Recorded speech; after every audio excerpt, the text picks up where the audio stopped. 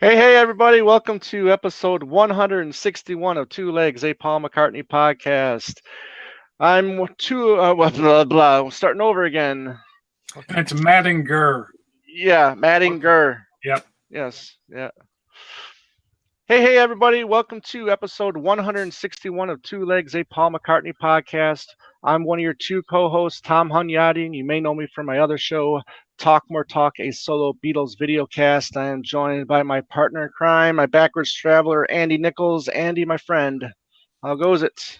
Good, brother. Good. Happy to have our two guests back on again this week for a real special show. Yes, absolutely. And as you can see from the shirts that Andy is wearing, this is going to be a Elton related show. And we were chatting about this, and our good friend Chip here had a great idea and to discuss Elton and some work that he's done with all four of the solo Beatles. So I figured, hey, why not? We all love Elton John, so we'll give this a shot. And as you can see, we got Chip Madinger and Mark Easter here.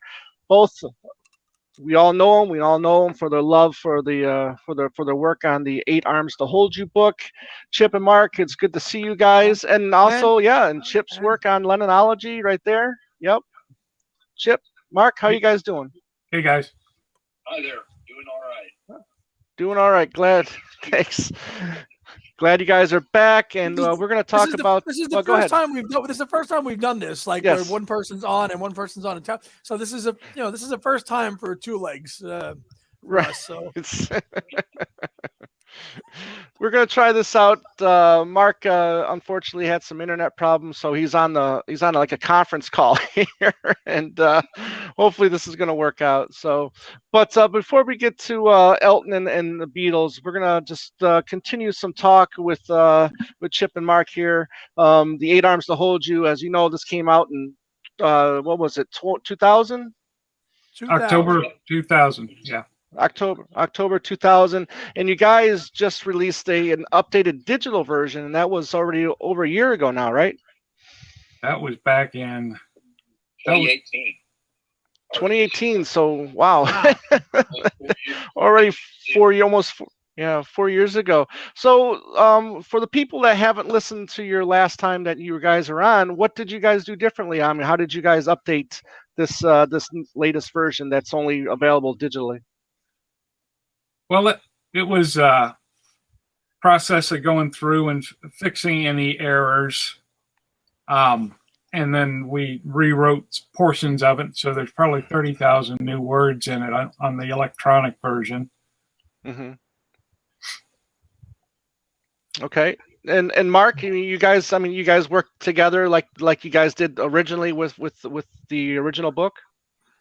Yeah. I mean, what we did was we just sort of looked at it from scratch, and I don't think either one of us had read it cover to cover since we originally put it out. So it had been 17, 18 years since we really dug back into it.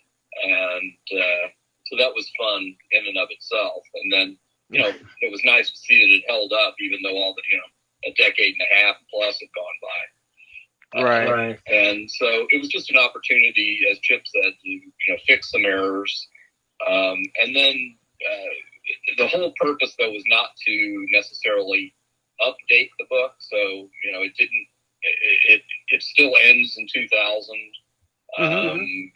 Didn't change anything in that regard. But what we did to do was fix the errors. And then if there were, things that we had gotten a bit more information on since the original publication,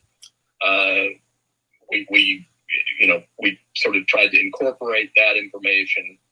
And so it's built from the ground up, but it's still the same book, basically, if that makes sense. There's quite a bit of new session information. And one thing that was different about this version than the original, we were head to head working on it.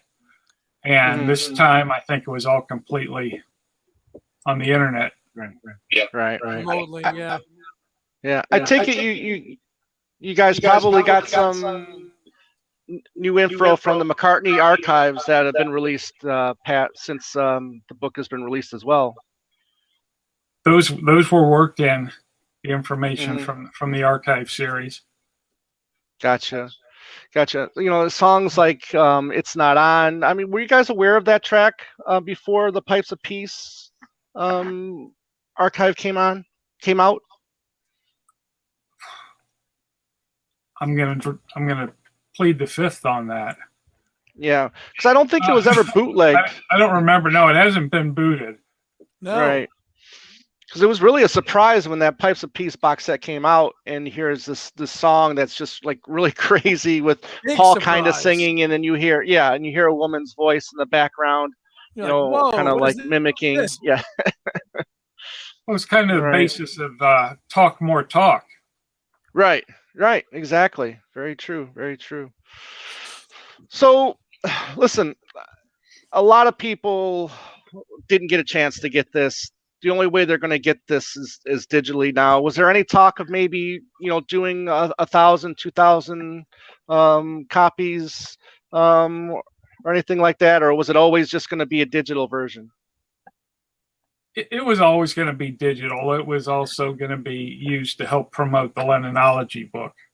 Okay, right. So that was one of my incentives for putting it together. Right. Hey, the fact that go ahead, Mark. Book, but we knew we're not going to do any more physical copies of it. So why not put it out there, tweaked a bit at a reasonable price, which it still is, compared to what it gets in the secondary market now. So the information is out there for anybody who wants to purchase it from the website. And, so that was the purpose, really, was, making sure that information was still out there for anybody who wanted to purchase it and enjoy it. Right. Yeah. Gotcha. Andy? Yeah, no, just 2 points that, 20 years since original publication, that's a whole nother generation of Beatle fans that can discover your work. And if they do it digitally, then that's all the more power to them. And hopefully, you've seen that hopefully, over the last, especially since your revision, that's hopefully that's reached newer and younger fans. I would hope that, a lot of people, you guys know your numbers and your figures. I hope it continues to do well. Well, it will make it more available because the postal costs nowadays have basically cut the United States off from the rest of the world. So, it'll cost $40, $50 to ship that book. And, you see that when you're ordering online, it's like, I'm not going to pay that much shipping. They're ripping me off. And, Chip, is Lennonology still available, or are you out of all those too? No, I've still got plenty of paperback copies, and I think there might be a few stray hardbacks that might have a ding or two on them, but they're still up on the site as well. Thanks. Cool. Gotcha. The way you guys presented the book, I really love how you go session by session and how it's written. Did you guys play around with the way you guys presented this book, or was it always the format that it was written in? I mean, did you guys play around with different ways to present this book? I'll go. In a sense. What's that? Do you want to take that one? Oh, yeah, I could take. Well, basically, we went and wrote a book that we couldn't find anyplace else. We wanted to have all this information in one place, and it just wasn't out there. So, and as for the design of it, it's going to be John, Paul, George, and Ringo. Right. So it, hopefully it was kind of intuitive, and then it was all done in on a timeline. Right. So. Right. No, that's yeah, because it's never going to be an integrated book where it was going to be a timeline with all four of them interchanged. That was never on the cards. That would have just been way too unwieldy. Right. So yeah, it was always going to just be the individual careers, covered one by one by one by one. So right. Yeah, no, I mean, I really like the layout, and it's kind of close to maybe what Mark did with the Beatles recording sessions, but it's still different as well. I like the fact that it is separate. I like the fact that you it's year by year, and it's a perfect companion, especially for what we do. Whenever we want to say like do a show on Flowers in the Dirt, all we got to do is just go to that sessions, and you're going to learn everything that you can, especially now with the revised version, since the Flowers in the Dirt box set came out. I'm sure Right. you guys looked through that, and put any new information that you learned into that revised edition. So that's great. Anyways, where can we show that email once again, please? It's Lennonology.com. Okay. Now, let me ask you this. I mean, Amazon does sell stuff digitally as well. Was there ever any talk about maybe offering up on Amazon? I think the Amazon roadblock was a formatting issue, that the whole book would have had to have been reformatted in order to get it in their electronic service. Really? Okay. Yeah. They Didn't have realize a rule as far as they're the ones who call the shots on how ebooks are presented, and I think they wouldn't do, because we were always going to be PDF. It was not going to be like an EPUB or anything like that, and I think that called the shots as well. But again, if you know the website, and we just try to put it out there as much as possible. Right. The website's a lot easier to remember than the original one for 8 Arms. I can't even remember ever for that original book. Well, there's usually something good going on over there, so come by and have a look. I redid it last year, and it top to bottom, and there's some neat content on there. Gotcha. Before you guys, you guys haven't been on in a couple years. I don't recall if McCartney III was out yet, and that was kind of just before we get to this Elton and the Beatles thing, just get your impressions now that McCartney III is almost 2 years old now? Almost a year and a half, maybe. Yeah. So Chip, we'll start with you, Chip. I think we were on right when COVID hit 2 years ago.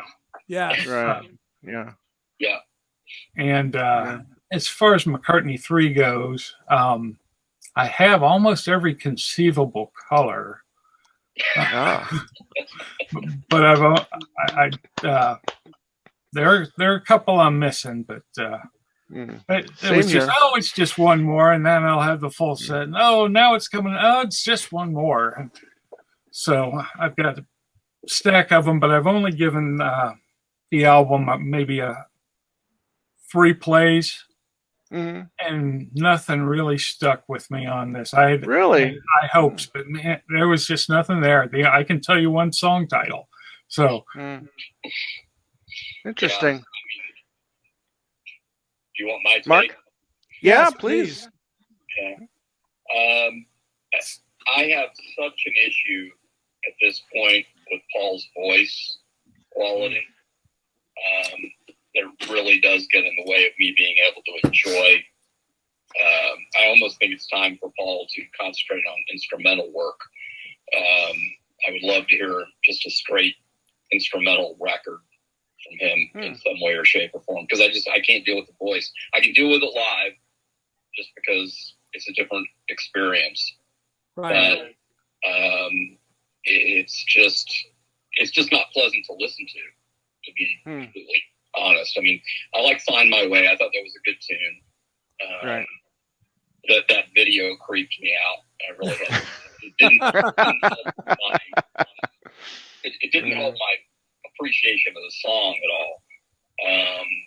But in terms of the rest of the record, it just he had some interesting ideas. I applaud him for wanting to do something different again, and experiment and do things that he enjoys doing.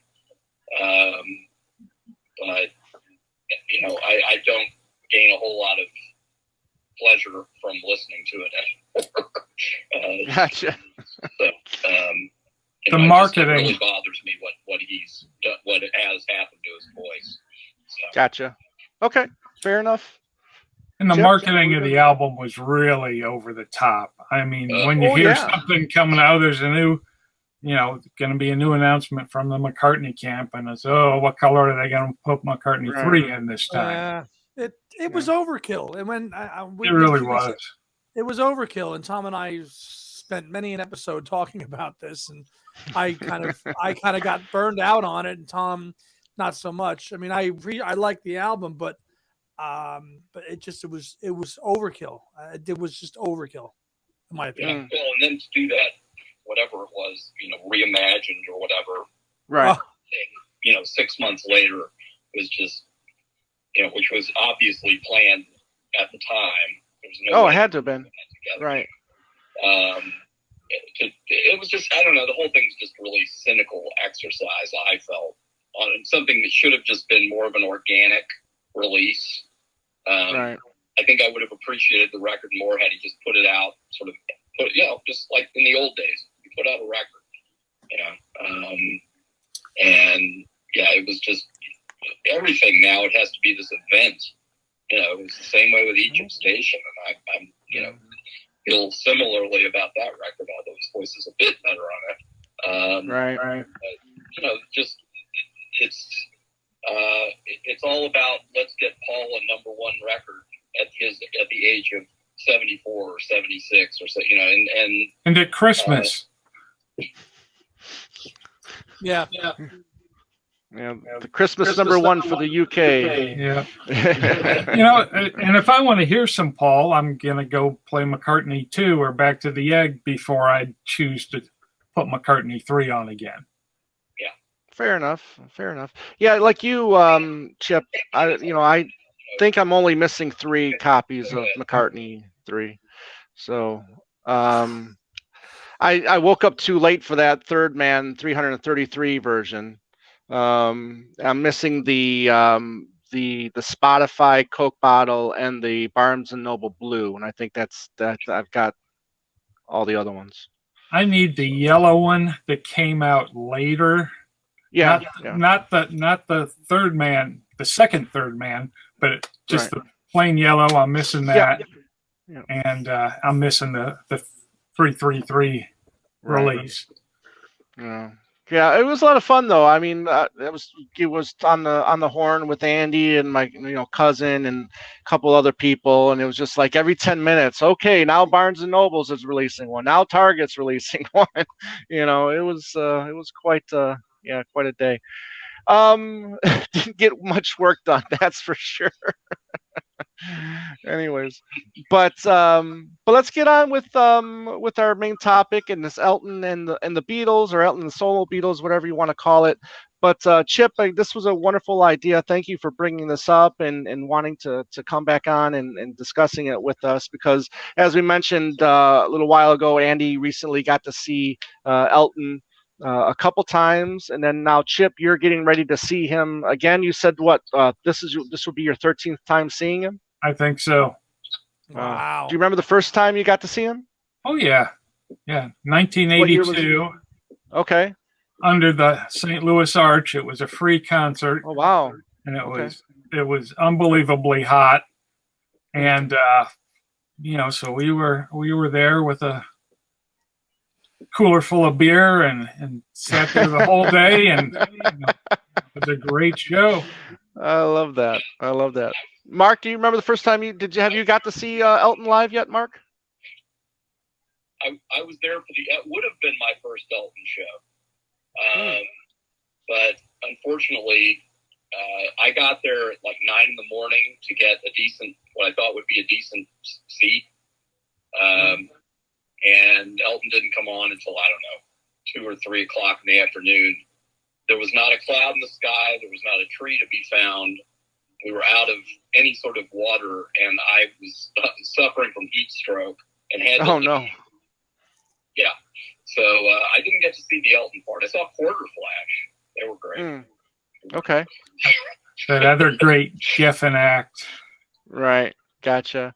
Yeah, I haven't had the opportunity yet to see him, so I'm looking. He's coming back here to Arizona in November, and that's when my wife and I plan to see him. He's going to be playing at the baseball stadium at Chase Field, so we're looking forward to that. So, but for me personally, I mean, I was born in '73. I'm sure I heard him on the radio, up until, during the '70s, but it wasn't really until the MTV era where I discovered Elton John with songs like I'm Still Standing, and stuff like that. And that's when I really started getting into his music, and then, going back and discovering all of that older music.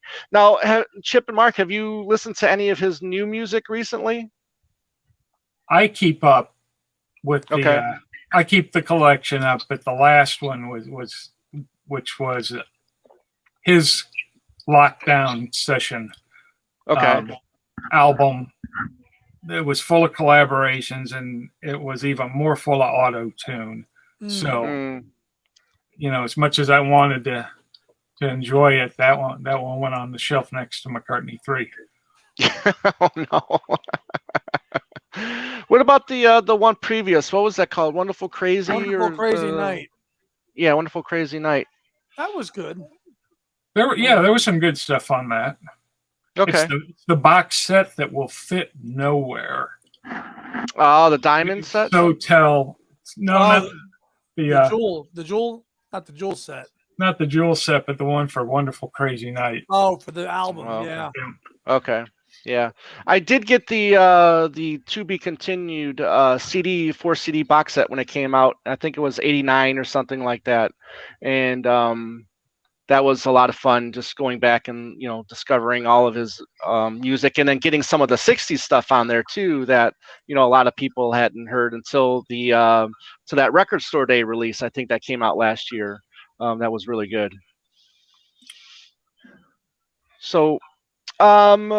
Elton also has one thing that he can say that only a small amount of people can say, and that is that he's performed live with all four of them as solo musicians, and that's going to come up quite a bit here.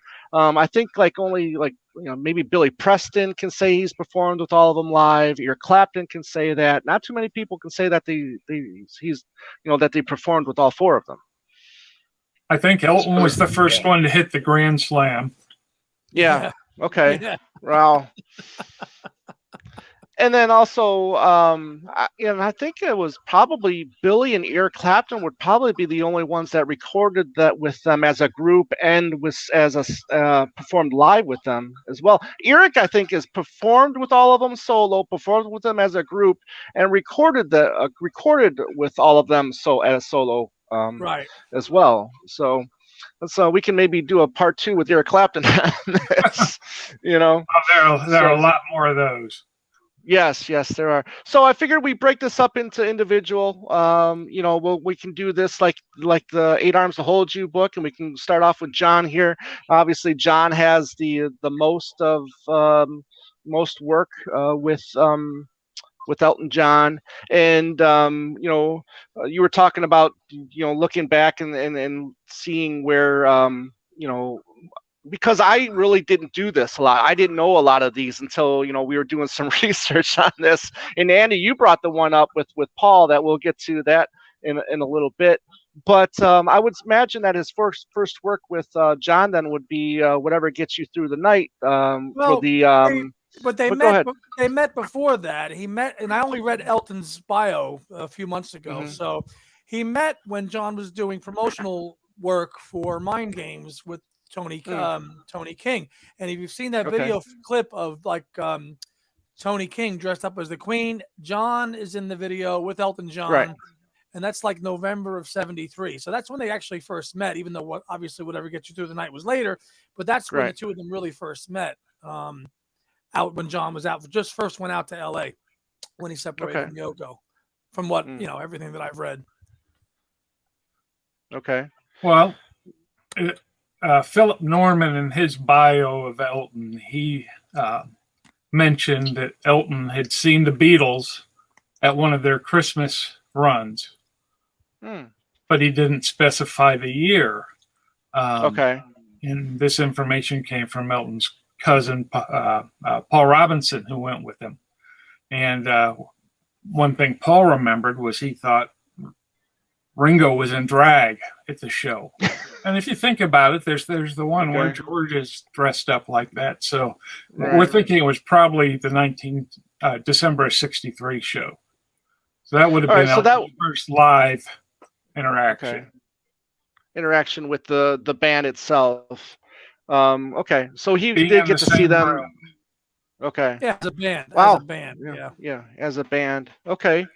This is great. I'm learning a lot right here.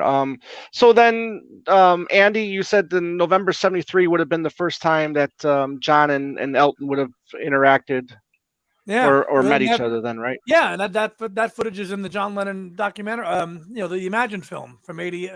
Okay. You see that video footage in that documentary. That's right. Yeah, it's been there. a while. But it's in there. So obviously that was where the spark was, and shortly thereafter, then.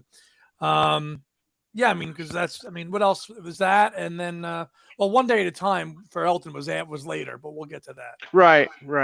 So the sessions for Walls and Bridges came first then, I take it, because then later on, then they would have recorded together for Lucy in the Sky and with Diamonds and One Day at a Time. And then at Caribou.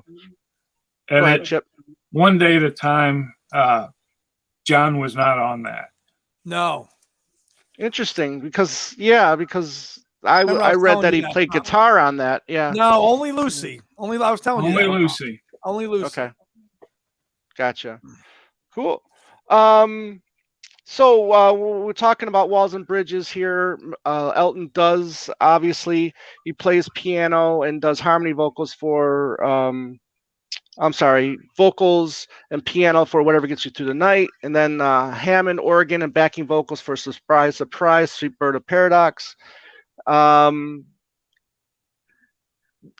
Chip, you've listened to Chip and Mark. Actually, obviously, you guys have listened to Whatever Gets You Through the Night before Elton John, joined in on that. In my opinion, that wouldn't have been a #1 song if it wasn't for Elton joining that song. Do you think? Mark? Yeah, I mean, I'd have to agree with you. I think it would have been a hit. I don't know that it would have been the huge hit that it was, just because it's sort of the obviously it's a much better song than this, but the say thing, where there's no way that would have been a #1 hit without Michael Jackson on it, because he was the man of the moment. Same in '74 with Elton. He was the guy in 1974. So to have Elton John on your record, it was like, guaranteed #1. Same thing happened the next year with Neil Sedaka and Bad Blood, when that would not have been the gigantic hit it was without Elton being on that record. His presence automatically made it, a mega hit versus just a hit. So I think it would have been, popular, but John was not coming off a gigantic hit after Mind Games. Mind Games was not, as a single, was not that big a hit, and the album, went in the top 10, but it wasn't enormous. It was like #8, and then didn't go any further. Short chart run. So certainly, without Elton's presence on that, and and Walls and Bridges, the album later hitting #1. Yeah, I don't see both of those hitting #1 without Elton's presence. Right. Yeah, I tend to agree. Elton could do no wrong. Then, 73, 74, 75, he was just, maybe even 76 as well, but I'm just on fire. I don't think people can really, unless it's sort of like the Beatles thing, unless you were there during that time, you really have no idea how huge Elton John was in that three-year period. I mean, it was truly, the closest thing to the Beatles that had happened up to that point since the Beatles. I mean, he was omnipresent without a doubt, and for good reason. Yeah, right. Well, he was on fire, artistically as well. That's the thing was, that run of records, those albums from, Don't Shoot Me Through Rock of the Westies. Yeah. It's a pretty amazing run of music as well. So yeah, I agree. Agreed. So then a couple months later in November, then John goes to Caribou Ranch, which is when was that, Colorado? Colorado, yeah. Yeah, that's where Chicago recorded a bunch of their albums. Then, Elton John, they record "Lucy in the Sky" with Diamonds, and then obviously then the B side, "One Day at a Time." But John does do guitar and backing vocals on "Lucy in the Sky" with Diamonds. Not a lot of people can say they have a number one covering a Beatles song or a Lennon McCartney song. Is there? I think this is the only time that a Beatles cover went to number one. Would that be correct? Mark's our chart guy. Boy. Yeah, I mean, as a Beatles, other than obviously, you have Lennon McCartney songs that went to number one, World Without Love. Exactly right. They didn't record, but as far as a Beatles cover, they're there might have been Starr's on 45. Right, but but Joe Cocker's with a little help. I don't recall that. Maybe that went to number one in the UK, but I don't know if that went to. I should have looked that up before we recorded, but I know that did well as well. But yeah, not a number one song. So yeah, Elton holds that distinction. For sure. Okay. Yeah.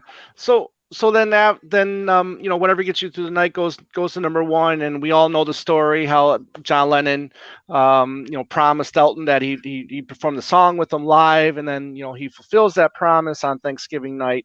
They at Madison Square Garden, they do whatever gets you through the night. They do "Lucy in the Sky with Diamonds." They do "I Saw Her Standing There," not necessarily in that order, but all three of those songs I think were released on that John Lennon anthology set, correct? No. They first made their first appearance for Lennon on the Lennon 1990 4 CD box set. That's it. Yep. Okay. It was on that first, and then Chip and Mark have it in their notes here in the book.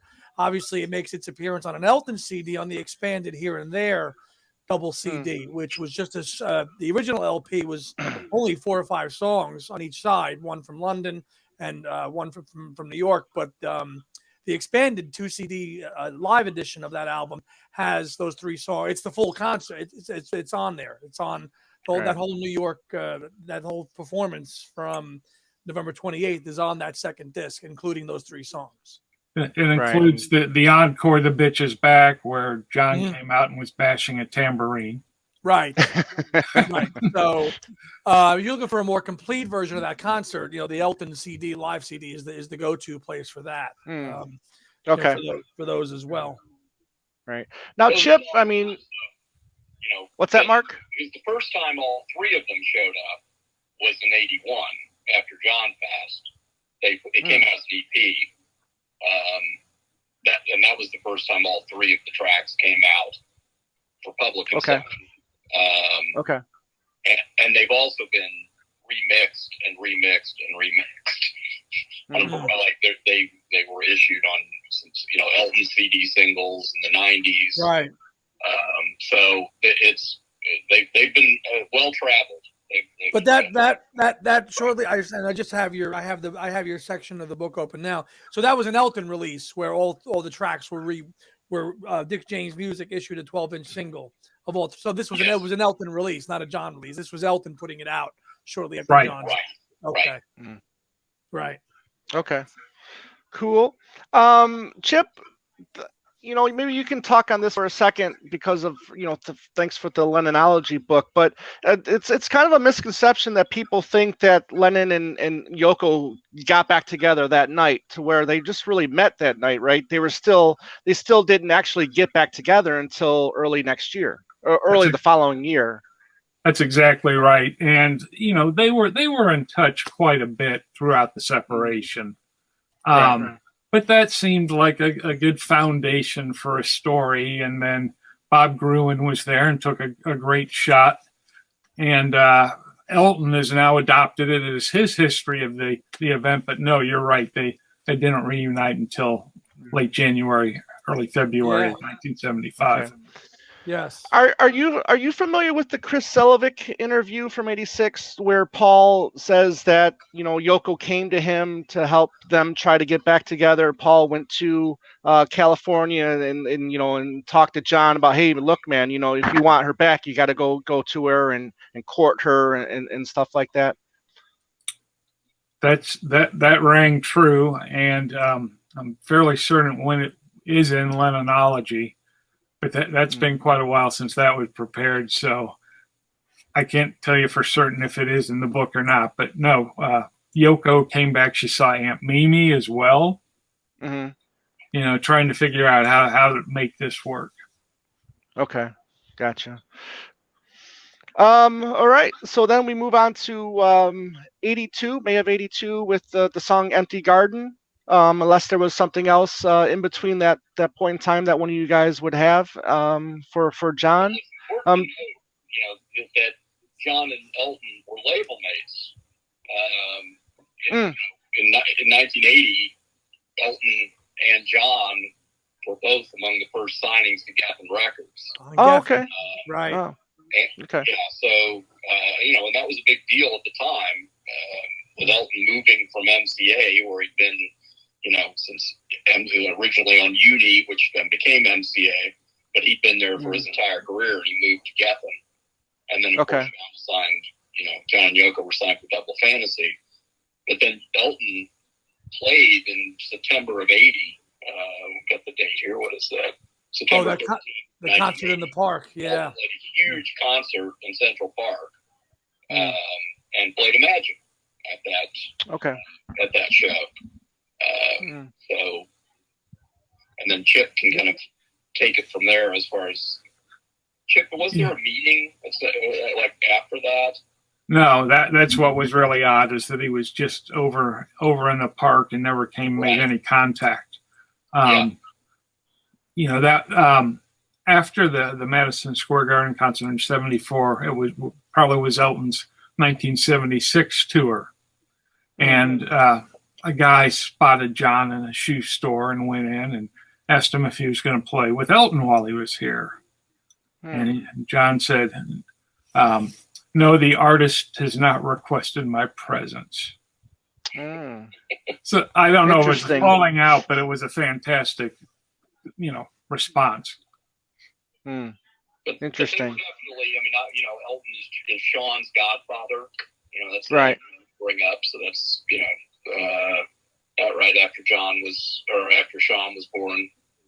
Elton was named his godfather, and Elton gave John a gift in '79 for his 39th birthday. Gave John an electric piano. Okay. So there was definitely a touch, sort of, during those years, but there was no great visit during the house. The Dakota years. That's right. Yeah. Interesting. That piano is a Yamaha CP70, which has a very distinct electronic piano sound. It's not like a Fender Rhodes. It sounds more like a piano, and you'll hear it on several of John's Dakota demos. Okay. He's using that piano. Right. The track "Empty Garden" has like another kind of Beatles connection, as it was produced by Chris Thomas, who as we know, worked with Paul on "Back to the Egg," and then several different attempts to get a Cold Cuts release out, and then also working with the Beatles during the White Album too, I believe. So, yeah. Anything else for John before we move on to the next? One other thing is Elton went to the Pinner Fair in May of '69, and he won 2 goldfish, Hmm. and he named them John and Yoko. Right. Oh, interesting. Yeah, I read Okay. that in his book. Yeah. And unfortunately, they died the next day. But Right. I hadn't seen it yet, but the Elton John bio movie that came out a few years back, wasn't there a scene where he saw a picture of John Lennon and he changed that's why he got the name John, the last name of John, and that's not accurate, correct? No, not accurate at all. no, No. John Baldry, Long John Well, Baldry. that's why he has the name John. Right. Right. That's where the Right. John came from. Yeah. Right.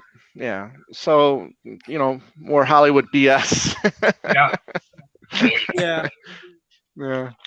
All right, let's move on to Paul. The one that Which, he's had the least amount of work with. Well, Right. yeah, I guess you could say that because I guess the first he just Oh, who go ahead. else? I mean, no, it's a good question to pose to Chip and Mark. It's just after working so closely with John, Paul and Elton were never going to really kind of just collaborate a whole lot. They just were two different kind of artists. Yeah, they mingled, I'm sure, a little bit there in the '70s at various functions and awards and stuff. But to get together and collaborate on music, it's just never. Paul is one way and Elton's in the other, and to get them to what are you guys' thoughts on, like, could that have happened? McCartney and Elton really truly collaborating? I can't see it. no, I can't see it either. The egos would not have worked. Yeah. On the Macca side, I think Elton would have, loved the opportunity, but as we've seen with Paul over the years, he doesn't do particularly well with big name collaborators who he would see as a peer. He'd rather other than people like Elvis Costello, who obviously he's a peer, but he came along later. You know what I'm saying? It's Right. It just that would not have worked. But I am surprised at some point or another that later in their careers that there wasn't some kind of collaboration, but certainly not in the '70s and '80s. That was Right. No. Right. never going to happen. Well, Elton Because- tagged Paul late. He didn't get to perform live with him until Live Aid. And the Okay, finale at Live Aid, that was their live appearance together. Yeah. Live Aid first. Okay. Was the first one. Live Aid Right. first. Okay. So then we'll so yeah, Live Aid. Well, that was 85, right? 85. That was, July of yeah. 85. All right. So then we would move to June of '86 for the Prince's Trust concert. That's right. Which both would perform at as well. It's been, I don't think I've seen it since '86 or '87 when they I think they aired it on one of the cable stations back then. Again, I think was it that they performed together for the encore? Was it Get Back, or were they on the stage together for that? Yeah, well, Elton was one of the musicians on that, Okay. on that entire show. So, there was a band. It wasn't Right. And Elton was a member of that band playing keyboard. So it was kind of like Okay. Phil Collins was there playing for all the artists, Right. etc. So yeah, they performed together, but it wasn't like Elton and Paul up front singing together. No. Elton was Right. playing piano on Paul's songs. So. And actually, there was I should have said this first. I guess there's a bootleg of Elton out there called the Spirit in the Sky, where it's rare sessions from '69 to '70 where he covers the track "Come and Get It." Have any of you heard that before? Yes. Yeah. Yeah. Elton made, was making his money at that point as a session musician. Okay. So they'd go in, and over in the UK, these compilation records with sound-alike artists are very big over there. So Elton became one of the artists that was in the house band or whatever, and he did a lot of lead vocals on songs too. And I think Mark, what was it? A Moody Blues song? Yeah, Just Question. Yeah. question turned up with Elton on the lead vocals. So there Oh, are okay. maybe, 25, 30 of those tracks? Yeah. With him on either lead vocals or backing vocals, where it's very evident that it's him. Singing back, but you can tell. I mean, even though he was somewhat good at mimicry, he turns them all into Elton John songs. Basically. Yeah. Yes. But they're a lot of fun. They're very recordings. No, I mean it's a pretty. I mean it's a pretty faithful rendition of the song, but it just feels a little bit more upbeat. Yeah. So, and I like it. I thought his vocals were pretty good on that as well. So we'll move up to then September of '97 for this for the music for Montserrat, which performing "Hey Jude." Elton John shares vocals with Paul and Sting for that, and they kind of I don't know, was this before Billy Joel and Elton John did their piano thing? Because it looked like they were face to face. Well, that was for that performance. Billy and Paul Elton have been doing that for a couple of years already. Those face-to-face tours. Well, were they already doing that? Okay. Yeah, way before that. A couple of years. Yeah. Yeah, okay. They had already been doing that for a while. Gotcha. But I thought that was a pretty good version. I thought Elton handled his verse fairly well. Yeah, he only just takes the second verse, but it's the only time you see the two of them actually playing. Same, together on the same song and sharing a vocal. So that's it's pretty unique for the two of them just for that moment alone, really, just for Hey Jude. Right. Yeah. Yeah, I am kind of surprised that he didn't cover, some other Paul stuff, I guess, throughout his career. Like, I would have thought that Elton would have made a good musician to be on the Art of McCartney covers CD. I thought he could probably handle some kind of piano, driven track or something like that. It's the ego thing. It's the ego thing. Elton's not going to do a Paul solo song. He's just not going to do it. No. Just like is Paul going to do an Elton song? No. They're not. No, but I mean, again, Paul's, I think, on a whole. I mean, Elton had a small, window of greatness where, Paul has had, many, many years of greatness. Listen, there's Elton fans that could say this. They feel that Elton's greatness is as good as Paul's solo greatness. There's plenty of hardcore Elton fans that feel the same way. Yeah. Just as McCartney fans do. So, that's just the nature of the beast. There's plenty of fans that, think that what he did in the '80s or the '90s is just as good as whereas, we might like the '70s Elton stuff more, but there are plenty of Elton John fans who support everything that he's done. So, right. Yeah. Well, there's an argument to be said that he had a stronger '80s than Paul. Maybe. A lot more, I think, chart success in the '80s than what Paul had. Possibly. Yeah. Anyways, moving on with George. We had one more, Paul. Oh, one more, Paul? Okay, go ahead. Go ahead, Chip. You got it, Andy? Go ahead. No, you take it. You got it. You're the guest. I know what you're going to say. Go ahead. Concert for New York City. Yep. Yes, that's right. Yep. And that's there might have been a few recent paparazzi shots where they've seen him at the same party since then, but don't know of any other musical interaction. So on to George. Well, one final thing on a technicality, although I don't think Elton's performance was pre-recorded for this, but they're both on the bill for the party at the Palace in 2002. Paul was at that as well. And Elton recorded and sang "I Want Love," but it was pre-recorded inside the castle. Elton didn't sing that on the stage at the party at the Palace to commemorate in 2002. You've seen that video when they all do "All You Need Is Love" at the end with Rod Stewart's up there and Cliff Richard and Ozzy, and they're all singing it. But Elton, but Elton was on that bill. He just wasn't part of that performance. Okay. Yes. All right.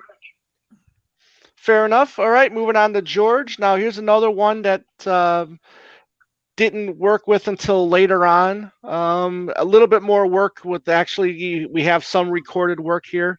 Some live stuff as well. But first, I guess we could say would it be June of '87, the Princess Trust, or would it be the recording sessions for Cloud Nine? What would we say would come first?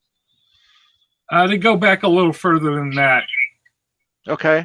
Mark, you remember the guest appearance?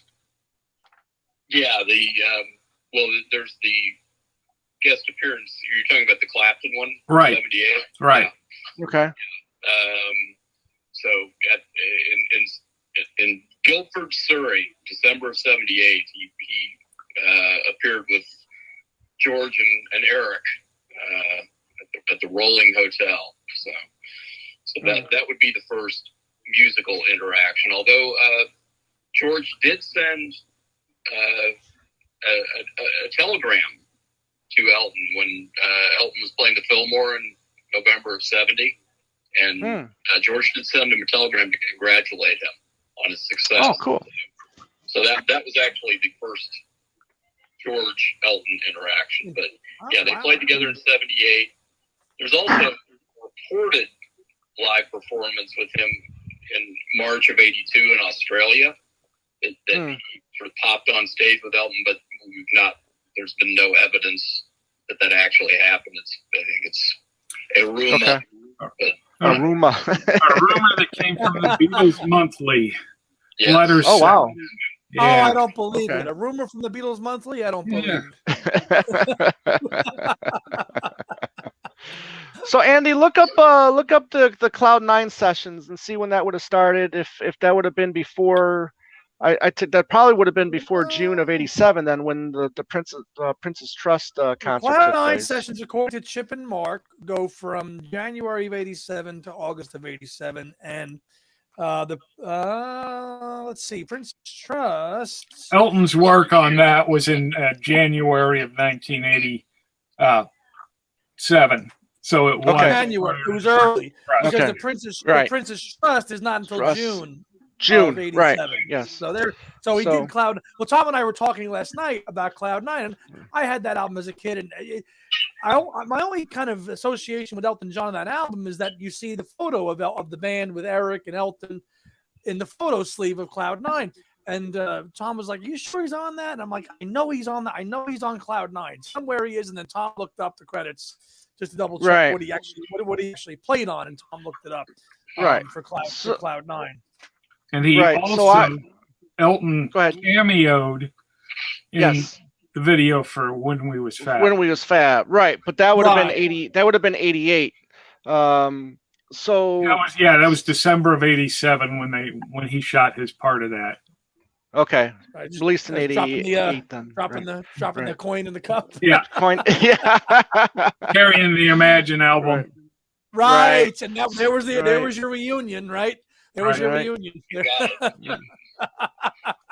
Yeah. So he did play electric piano on Cloud Nine, piano on Devil's Radio, and then piano on Wreck of the Hesperus. And then obviously then appearing in the When We Was Fab video, again just walking through, which is fun. But it's cool that he also recorded with George as well. It seems to me that those two would have got on together, a lot better than probably him and Paul. Yeah. Chip and Mark, do you think that Ringo came in? Go ahead, Mark. Wait, go ahead, Mark. Elton played with George after a pretty rough time in Elton's life. This was right after he did those Australian dates, and he had to have throat surgery. If you'll recall, those live in Australia, he's pretty love that record. Yeah. And so he could basically couldn't record, couldn't do anything for a while as far as using his voice. So that those Cloud Nine sessions are right after that all happened. So okay, going back to being a session musician, for that period of time. And so it's interesting how that all sort of came about. And he was trying to sort of get his life together, though that didn't really happen until 1990. Yeah. But he was sort of going through that process during the recording the Red Strikes Back album that came out in '88. So right. Elton was going through sort of a transitional period, and I think playing with George, playing with Eric, that was a healing time for him as well. So now, obviously, I was just going to ask you, what do you think kind of brought Elton into George's world there for that? Was it through Ringo, or was it through Eric Clapton? Because obviously Eric used, they've all used Ray Cooper as a percussionist. So, what was the common denominator to link Elton up with George at this time? Was it Ray Cooper? Was it Ringo? Because Ringo and Elton were a little bit more tighter. What do you guys think kind of clued them in together at this point, at this juncture? It could have been any of those. Ray Cooper. My vote goes to Ray Cooper. Yeah. Because Ray Cooper obviously co-produced several tracks with George for Somewhere in England. England, right? They were tight, and so that would be where my, and then certainly Elton and Clapton having played together live some would make that happen as well. So, but my vote goes with Ray Cooper. Yeah. Okay. Sounds pretty logical. Yeah. Right. So if there was nothing else in between that in 2002, then you see Elton John perform the song "Something" at the Rainforest Benefit Concert at Carnegie Hall again in 2002, which might not be the best cover of that song that I've heard, but I thought he did okay with that. Yeah. It was, but that's pretty much it for George. Right. They have and again, Elton, you think about the one show that everybody was at, he wasn't at the concert for George, right? So him and Bob Dylan, maybe more so Bob not being there, but Bob was on tour. That was the biggie that the big surprise. Right. He did not do that, but Elton not so much. I mean, right. Like it would have been nice, but I mean, Bob not being there. Right. Right. It wasn't like a career-long relationship. So no, not at all. Yeah. Plus, they had Gary Brooker. He did a fantastic job. Yes, he did. So George. Now we move on to Ringo, which I don't have a lot here. I mean, I hopefully you guys got some other stuff too that I might not have here. But would the first thing be the Goodnight Vienna sessions? No, actually goes quite a lot more. Okay, cool. Back to Ringo. Mark, did he produce Born to Boogie or direct it? No, he did. He was part of. That's another example of Elton playing session musician. Okay. When Mark Bolan, T-Rex, when they were when Ringo direct. Are you talking about Elton or? I'm talking about Ringo directing Born to Boogie, the live stuff. The film, yeah. Ringo did direct Born to Boogie, okay. And produced it as well. So, and as part of that, there was this jam session with Bolan and Ringo and Elton. Okay. I think it was at Apple. Yeah. And what did they do? The Children of the Revolution. It was fantastic. Yeah. Was that 72 or 73? That was 72, May of 72. Mm-hmm. Okay, gotcha.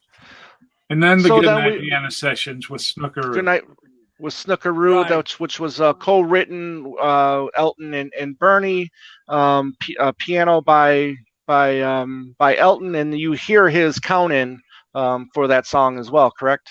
Yeah, it was Elton's band. Yeah. Okay. For it. And yep, he does have a very spirited count-in on that. Right. Go ahead. Mark? What? No, oh, I have nothing to add.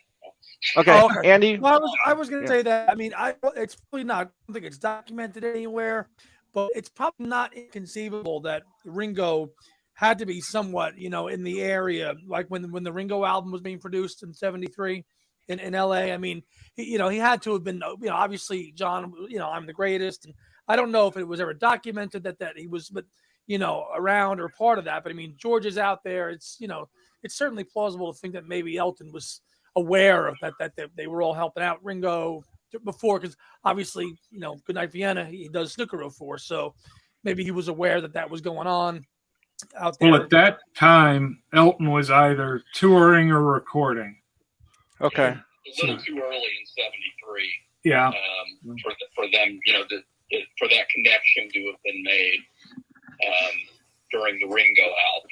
But was later. To me, the interesting thing is that, given again how huge Elton was in 1974, and certainly John had to have been aware of that, the fact that Snookeroo was not issued, as a single for that record, is pretty amazing.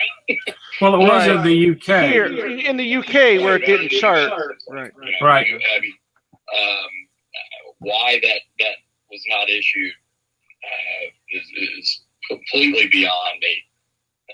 But now you've got a free track written by, performed by the hottest property in music at that time. So at that time, obviously an Elton John song.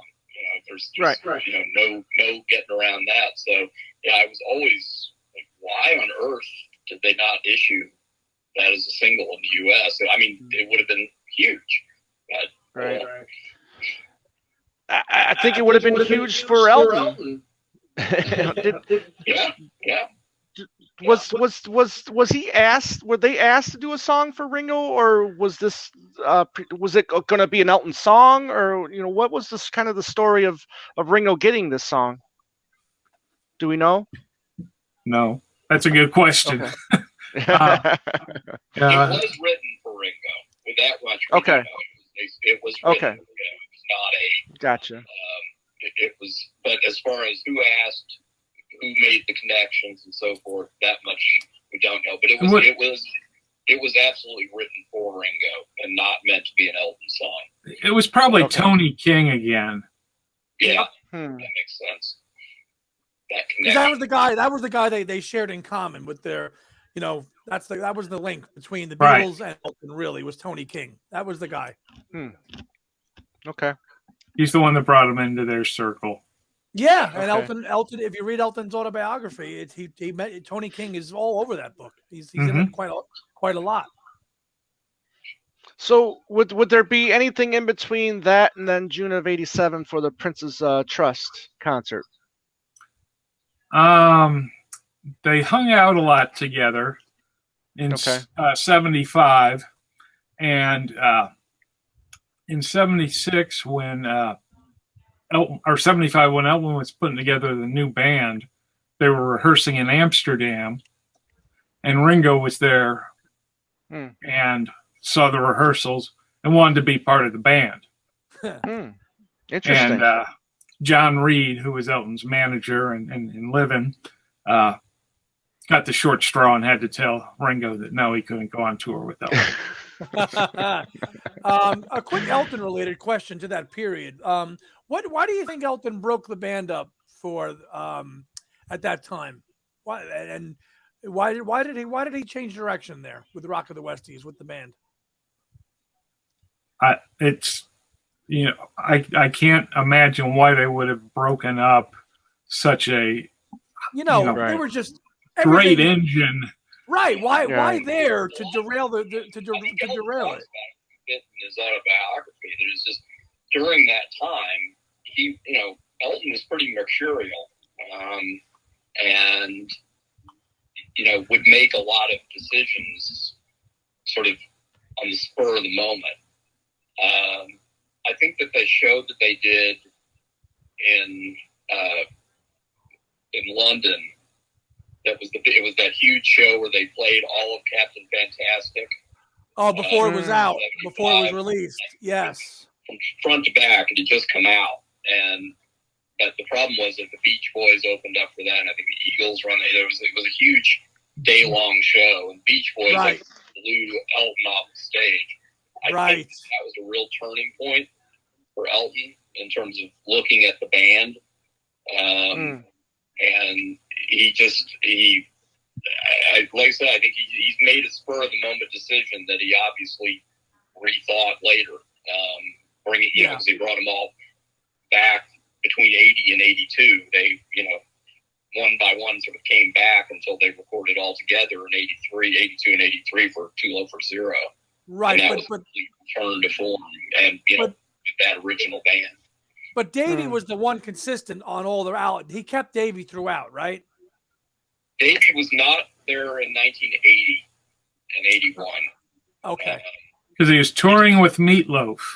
Right. Oh. He was not a part of Elton's sphere. Like if you see that Central Park concert, the one I mentioned earlier, and the one where he has the Donald Duck outfit. Davey's not on that show. Nigel and Dee are back. They're playing with him. But who's the guitarist on that, Chip? You remember? It's Richie Zito, isn't it? No, that's right. Yeah, or Richie Vito. Yeah. Cool. It's kind of surprising in a way that you don't see Elton John on another Ringo record, whether it's just like one piano bit here or there, because it seemed like it seemed like those two would would mesh nicely together on just like a deep cut here and there on one of his albums, especially now. I'll agree with you there, because it seems like Elton turns up on there's barely an artist that Elton hasn't turned up on their record on the piano, so why not Ringo? Right. Yeah, exactly. It might be a clash between managements too, that it never even gets to the artist to see if he wants to do it or not. Yeah. But he could have, but then just changed his name like John would do so many times. Winston Ono Boogie or whatever it was. And you're talking guys with egos too. They're all going to have their periods where they might be pissy with each other or whatever. And Elton clearly had his dark days there before he got sober, and the timing. So Ringo, right, and Ringo too. I mean, the Michelob or the wine cooler commercials. Come on, the wine. So there wasn't going to be, the stars were never always going to align for these collaborations. So when they did, it was pretty special. Yeah. So I guess we can say then in June of '87, the Prince's Trust concert would be the last connection between Ringo and Elton John as a live performer or a studio musician. Then you could say that, but more, Chip. There is one more. Okay, let's hear it. There was a benefit in Mougins, France. Okay. Elton and Sharon Stone and Ringo got up and performed. There's a trio for you. May of '98. That's out there on video. May of 98? what? 98. Mm-hmm. Okay. I'll have to look that up. And what was that for? Benefit for again? I couldn't tell you at this time. Okay. Mark knew it. Yeah. We'll have to look that up. Yeah, we'll have to look that one up. Yeah. Cool. Well, this was excellent. Thank you guys for joining us for this. Anything else you want to add before Andy? Not much. Chip, when are you going to see Elton? The 30th. Oh, okay. This month. So this will be the third final show I've seen. Are you a guy that looks at the set list before the show and knows what it is going through, or do you go in blind?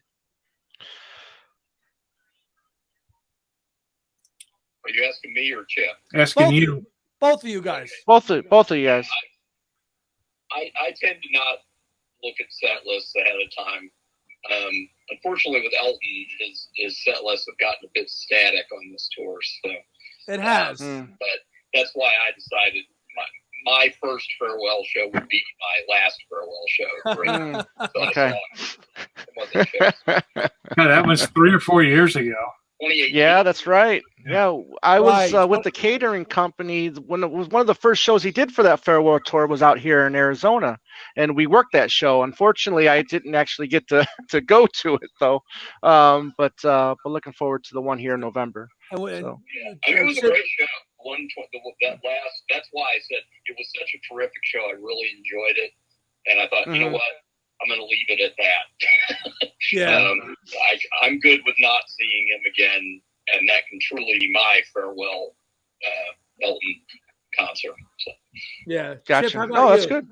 I don't have the resolve. I figure I'll look back and regret if I didn't go to see him when I had the opportunity. So, you know, whenever he gets around here, Chip and I are different in that respect because Chip's that way with Paul.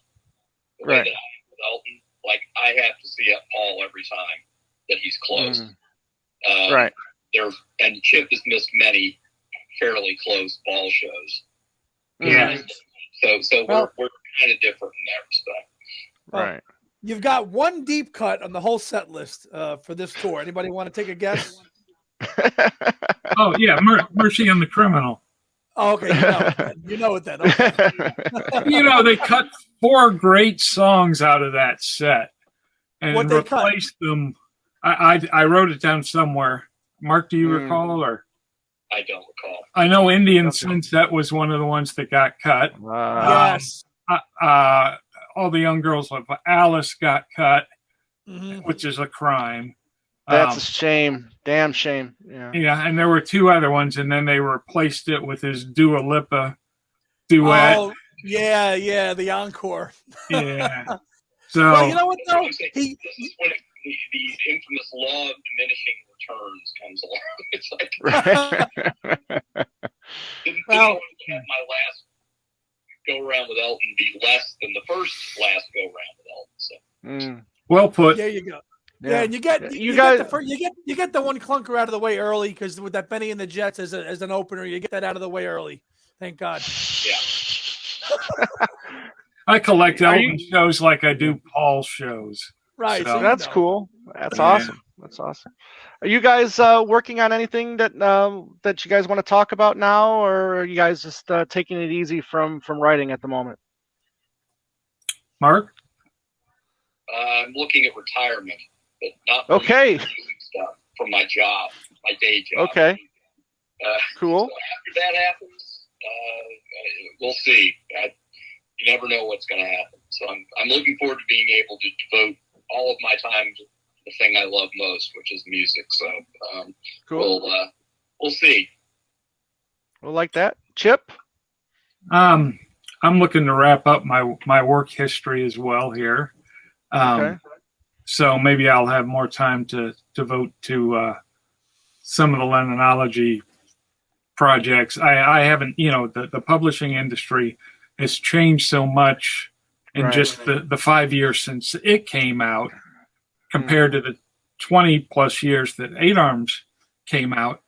People don't necessarily have to have physical media anymore. And when you get into digital distribution, you sell 1 copy. And then it's out there. The only way to manage that is to pre-sell it and to release it to everybody at the same time. Ah, gotcha. Okay. All right. So I haven't decided on a delivery method yet for the Lennonology for the remaining stuff, because there's just some amazing things out there that people have no idea of. Oh man. Wow. And I'd like to be able to write that history, but I'm just not sure of the best way to deliver it. Gotcha. Cool. Excellent. So, well, but we really go ahead. I was going to say, I got to make room in the basement though to print that second one. So go and yes. There you go, Lennonology. Yes, we'll also post it. When we post this episode, we'll put the link in there, and then people can just click on the link and head right there and buy a copy, or get the digital version of or the PDF of 8 Arms to Hold You, because again, the Lennonology book is wonderful, and the Eight Arms to Hold You is essential, and it's a must read And if you we are do a hold it. yeah. We do hold it, boy. Yes, Let me tell yes, you, yes. we hold it with two We hands. show this a lot during the show. We hold it. Look, 20 something years, it's holding up pretty good. It's got a little, it's a little torn, there you it's a go. little worn, it's a little bit beat up, but You need to have Chip find one in the basement for you so you can buy a new copy or something. I would if he finds one, because this one's 26. Yeah, this is my markup set. Oh wow. So Okay. when I'm going the wrong way with it, but Yeah. you know, when we did the electronic version, we incorporated all these notes that I'd made over 20 years of things that need to get tweaked. Gotcha. Cool. Excellent. Well, thank you, gentlemen. As always, you can find Two Legs on Facebook, Instagram, and Twitter at Two Legs Podcast. You can email us at twolegspodcast@gmail.com.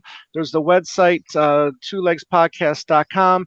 Please check out our YouTube channel, Two Legs, a Paul McCartney podcast. We're really getting close to that 1,000 subscriber goal, and this is actually where you're going to find all of our beautiful faces and see all the goodies that we like to show. And then a side note too, if you're looking for the Lucy in the Sky with Diamonds and the One Day at a Time, you can find it as bonus cuts on the CD version here of Captain Fantastic. And Andy, anything else before we sign off? Not much. Thank you, Chip, and thank you, Mark. Always a pleasure, guys. Yep. Thanks, guys. Yep, we really appreciate you guys. Yep. And everybody out there, as always, have a great day and a beautiful night. Take care. Bye, guys. Bye.